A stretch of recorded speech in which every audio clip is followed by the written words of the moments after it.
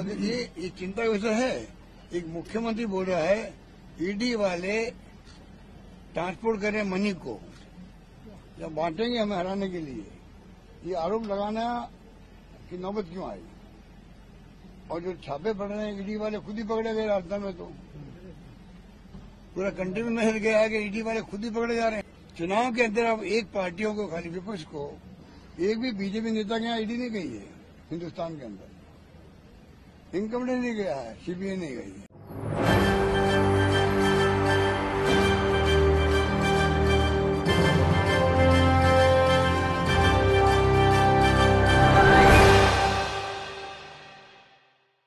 राज्यों में चुनाव और राजस्थान में ईडी अधिकारियों का भांडाफोड़ होना। नमस्कार, SPN9 न्यूज़ देख रहे हैं आप। मैं हूं नाज़मीन खान आपके साथ। दरअसल आपको बता दें कि राजस्थान में विधानसभा चुनाव से पहले अशोक गहलोत की सरकार पर बड़े आरोप लगाए गए। यहाँ पर कांग्रेस के अध्यक्ष की बात करें, गोविंद सिंह डोटासरा, उनके ऊपर यहाँ पर कई आरोप लगे। ईडी अधिकारी यहाँ पर उनके घर पर छानबीन करने पहुँचे। उनके दोनों बेटे को भी यहाँ पर ईडी का समन जारी किया गया। और ऐसे में देखा जाए तो ईडी अधिकारियों के शिकंजे में यहाँ पर कांग्रेस के अध्यक्ष गोविंद सिंह डोटासरा नजर आते हैं। वहीं दूसरी तरफ अशोक गहलोत के बेटे वैभव गहलोत पर भी गंभीर आरोप लगते हैं और ईडी का समन उन पर भी जारी होता है।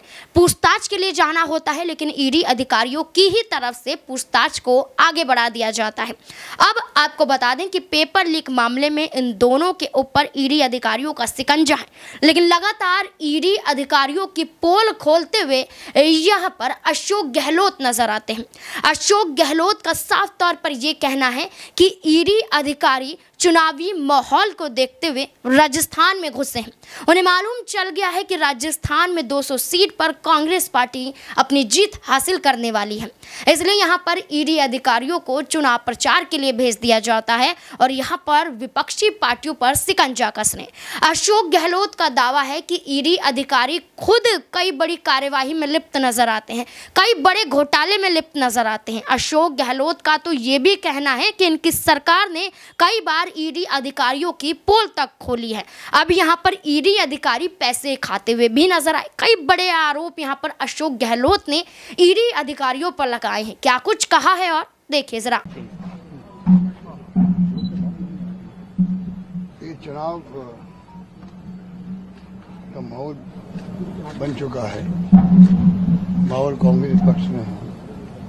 जहां भी जाते हैं तो रेस्पॉन्स मिल रहा है। 5 साल में जो 2 साल कोविड में चले गए, उसका शानदार मैनेजमेंट हमने किया। केरला प्रदेश है, वहां मैं जब गया था तो लोगों ने कहा इस बार हम लोग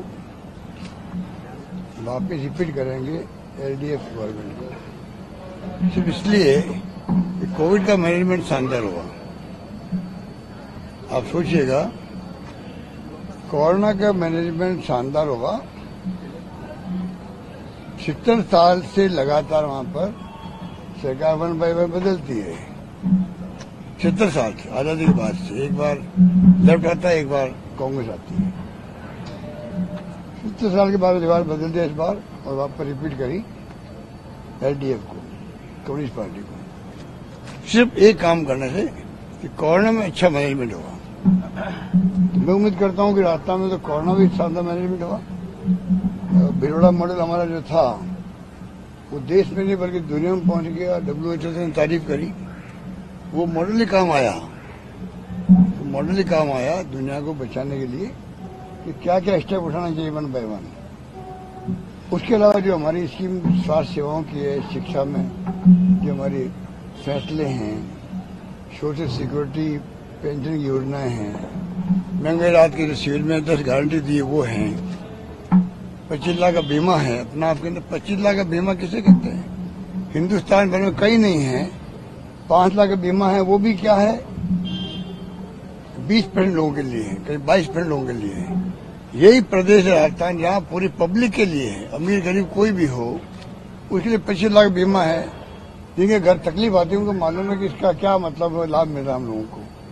तो हमारी इतनी योजना शानदार है। OPS लागू कर दिया हम लोगों ने, 10 गारंटी दे दी हम लोगों ने, लागू भी होगी वो। खाली जो एक कामधेनु योजना है, चुनाव आगे इसलिए डिले हो गया उसके अंदर। तो लोग ये मान के भी जो हमने कहा वो करके दिखाया है, तो उन्हें विश्वास है कि जो कहा वो किया है।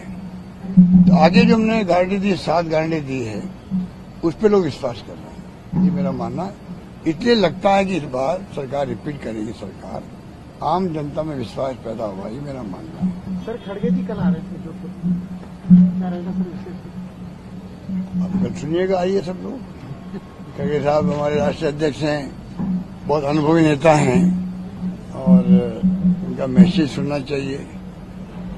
और मैं समझता हूँ कि उनके आने के बाद में हिमाचल में सरकार बनी हमारी, कर्नाटक में बनी है, और अब बनने जा रही है राजस्थान, मध्य प्रदेश, छत्तीसगढ़, मिजोरम, तेलंगाना के अंदर। तो माहौल कांग्रेस पक्ष के अंदर। और ये जो ईडी का दुरुपयोग कर रहे हैं, इनकी पोल खुलती जा रही है। अब लोगों को रिएक्शन होने लग गया।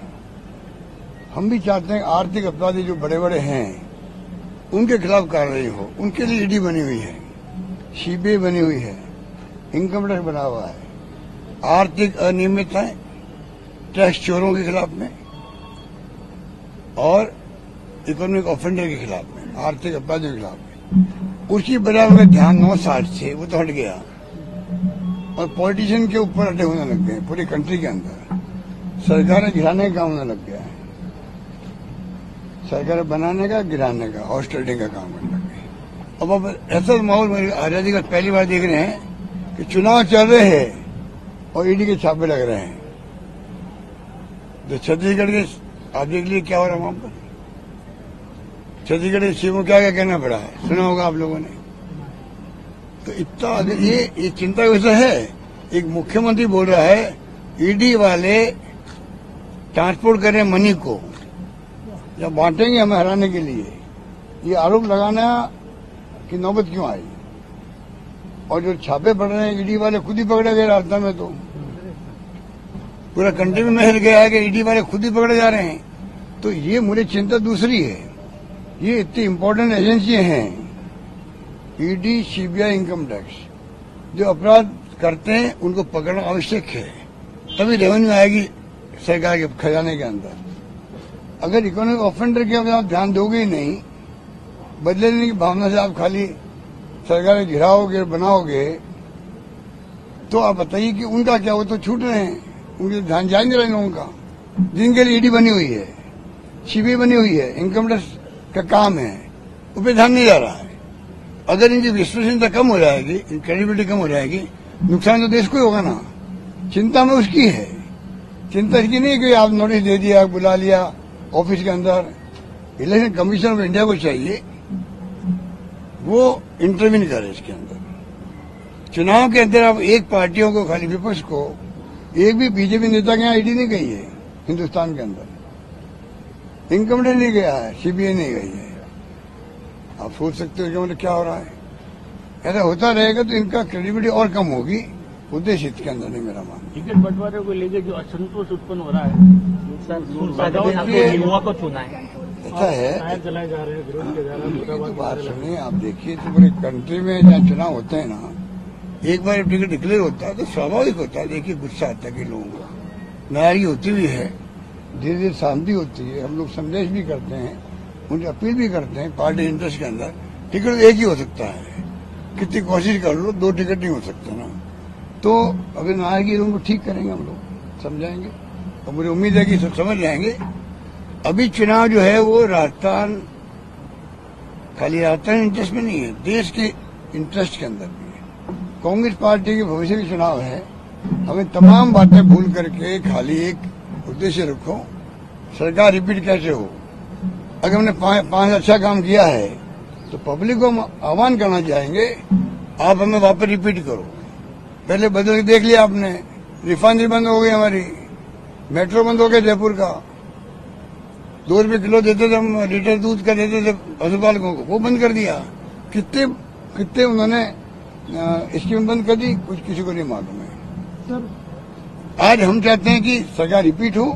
जो स्कीम हमने दी है, सरकार ने दी आपको, जो हमने गारंटियां दी है, हम चाहेंगे सरकार बनने के बाद में जो विजन लेके हम चले हैं 2030 का। अब साफ तौर पर अशोक गहलोत का जो कहना है, क्या वाकई इसके चलते ईडी अधिकारियों का भांडाफोड़ हो जाएगा? क्या ईडी अधिकारियों के खिलाफ एक बड़ी कार्यवाही करने के लिए अशोक गहलोत अपने कदम बढ़ाते हुए नजर आएंगे? क्या अब यहां पर चुनाव आयोग कोई बड़ा संज्ञान लेते हुए ईडी अधिकारियों के खिलाफ भी कोई बड़ा कदम उठा सकता है? क्योंकि केंद्र सरकार की एजेंसियां मानी जाती हैं और ये कहा जाता है कि ये कठपुतलियां हैं। क्या अब इन कठपुतलियों के खिलाफ कोई बड़ा कदम यहाँ पर कोर्ट के जरिए या चुनाव आयोग के जरिए उठाया जा सकता है? जिस तरीके से अशोक गहलोत लगातार खुलासे कर रहे हैं, क्या इस खुलासे में वाकई दम है? क्या सच है? तो क्या ईडी अधिकारी अब राजस्थान से गायब हो जाएंगे? क्या लगता है आपको? कमेंट सेक्शन में जरूर बताएं। धन्यवाद।